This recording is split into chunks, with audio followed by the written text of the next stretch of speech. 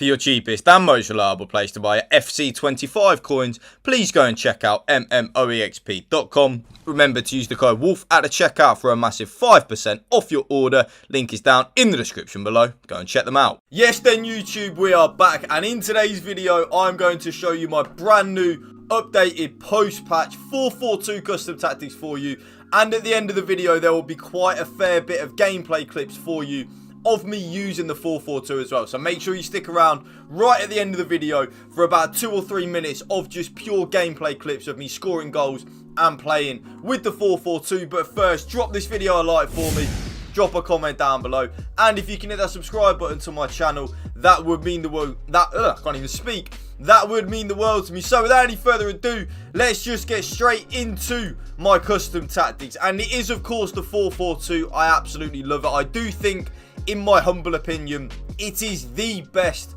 meta formation in FC25. Like, there are quite a few that are very good, you know, of course, like the 5-2-1-2, the 4-4-2, the 4-2-3-1, the 5-4-1. There are a lot of pure meta formations this year, and I actually like that. I enjoy the variety of not just like the last few years we have just had to use the 4-3-2-1 really, because if you don't use the 4-3-2-1 in the previous FIFAs and FCs, then you were just putting yourself at a disadvantage. But with this game, there are many faults with it, but one thing that I do really like is that a lot of the formations with the brand new custom tactics now are definitely good and a viable option and meta. So custom on the tactical preset, definitely that is what I'm using.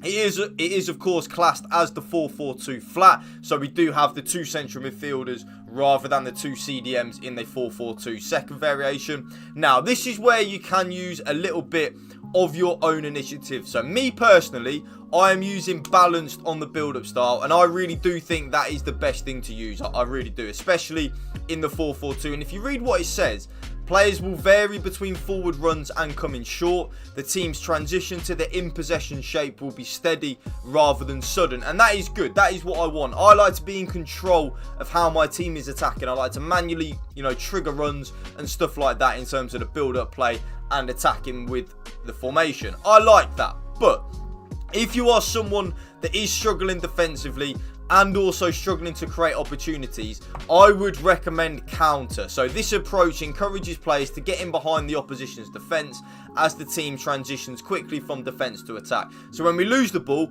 our team will drop back into our shape nice and quick because we are on counter.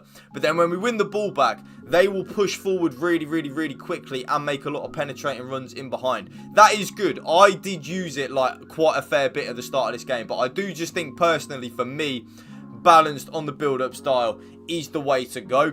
Now the defensive approach, there are 2 options. Okay, option number 1 is the option that I am now using, and that is 71 on the line height. Yes, that might look a little bit scary for you, and it really might look scary for you, especially if you are struggling to defend. But trust me, you're fine with it. Your defensive line is so high and so aggressive in the press that you don't really defend that much. As long as you're comfortable defending with a high line, you will absolutely love it. But if you aren't comfortable defending in a high line, I would recommend 55 or 50 on the line height. They are 2 very good, like, I don't know what the word is I'm looking for, but they are 2 very good options that you can use. So either 55 or 50 if you are struggling defensive, or 70 and 71 if you're like me and you really do enjoy pressing quite high. So that's the team tactics done. We are now going to get into the player roles. The left-sided striker is going to be on a false 9 on the build-up. Yes, so the left-sided striker is going to be on false 9, and I really like that. Like, I really do. Having one of my strikers when I'm using a 2-striker formation, I say it a lot in my videos, having one of the strikers when we are using a 2-striker formation as a false 9 in the build-up is very nice. And then my right-sided striker is then going to be on advanced forward and attack. Yes, you are looking at that right. So the left-sided striker will drop in a little bit in the build-up, but then my right-sided striker, and you will see a lot of my goals will be coming from my right-sided striker in terms of just making them penetrating runs in behind in the 4-4-2. Is very nice and very OP. Now, this is the key thing in the 4-4-2. I personally now Really do feel like you need both your left midfielder and your right midfielder to be both on inside forward. So if I will go with the ball in the minute, so you will see the positions that they pick up. I think it's needed, and you will have seen, I think it's the last clip coming up, but that my Hansen is then cutting in from the right and then has an easy shot on goal in the one-on-one situation. That's why I feel like you need both your left midfielder and your right midfielder to be on both inside forward. I really do feel like it is a massive plus point this year, so definitely make sure you use it.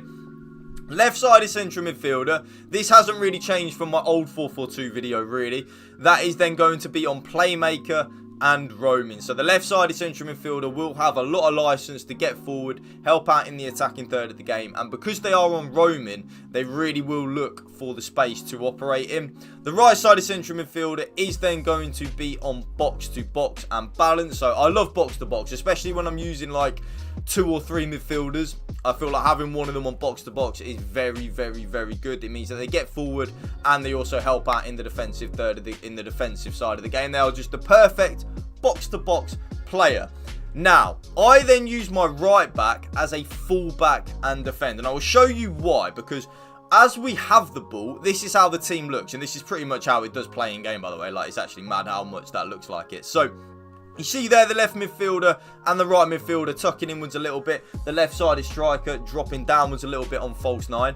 Because I have my left back on a certain player role, I play with my right back on full back and defend, so that we do then have 3 defenders when we have the ball defending. It's very nice. Kind of like a very similar Unai Emery like custom tactics. This is actually, the more I think about it, of course I'm an Aston Villa fan, this is very similar to an Unai Emery, like how he sets us up. The right back will defend, the left back will bomb on. The left midfielder and the right midfielder will kind of play as like central number 10s.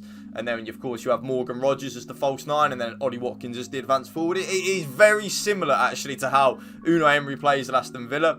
Both defenders are just going to be on defender and defend. Nice and easy. Nothing simpler about that. Just defender and defend. Balanced is definitely good, though, but I do think like defend is probably the best way to do it. Although balance, the more I think about it, defender and balance like is good. I kind of do like that. And then this is the key thing here.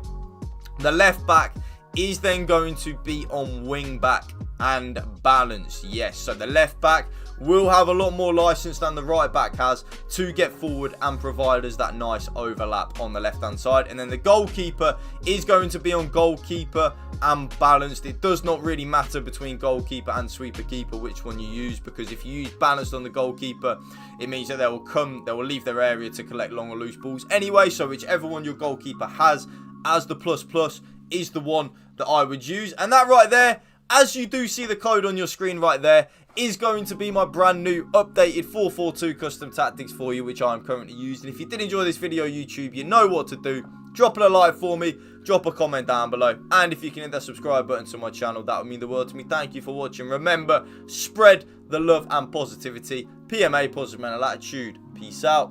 One love. So here you will see me score a wonderfully crafted goal in the 4-4-2. And this is what I'm talking about, by the way.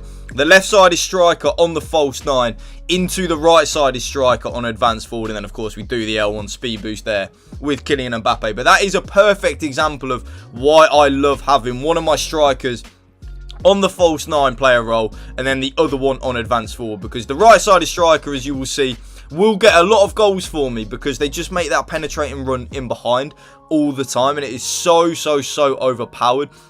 And this goal here is actually a perfect example of why I love the 71 line height as well. I love squeezing my opponent, pressing really high up the pitch, and then getting that goal scoring opportunity. And then you see there again, right-sided striker making that penetrating run in behind because he or she is on that advanced forward. It is so overpowered. And again, right-sided striker making that penetrating running behind. And Kylian Mbappe, of course, on the Trivela again, says thank you very much for coming. I will score that goal all day long. And here again, we get the ball with the right central midfielder into the inside forward, faking the L1 speed boost there, give the ball into Hansen, and then because of course my right midfielder is on the inside forward player role as well, it's really hard for your opponent just to pick up that player. And again, left midfielder on the inside forward plays a lovely ball into the false 9. Nice little bit of dribbling there from Johan Cruyff. My opponent doesn't know what time of day it is, and this there is a perfect example, lovely little tricks to fake shot by the way, of why I love having my left midfielder and the right midfielder on inside forward, because they make that penetrating runs inwards towards the goal, and it's really hard for your opponent to kind of just manually pick them up really. And you see there Hansen picking up the ball nicely into my left central midfielder Pateles, and then the left back, because of course he does have more license to get forward, plays the ball into my false 9 Cruyff, who then plays a lovely ball into the advanced forward. And that right there, YouTube, as we do get into the last 20 seconds of the video, is going to be some gameplay clips of me using the 4-4-2. Remember, please drop this video a like for me. That would mean the world to me. And if you can hit that subscribe button to my channel, that would also mean the world to me. Thank you for watching. PMA, positive mental attitude. Bye.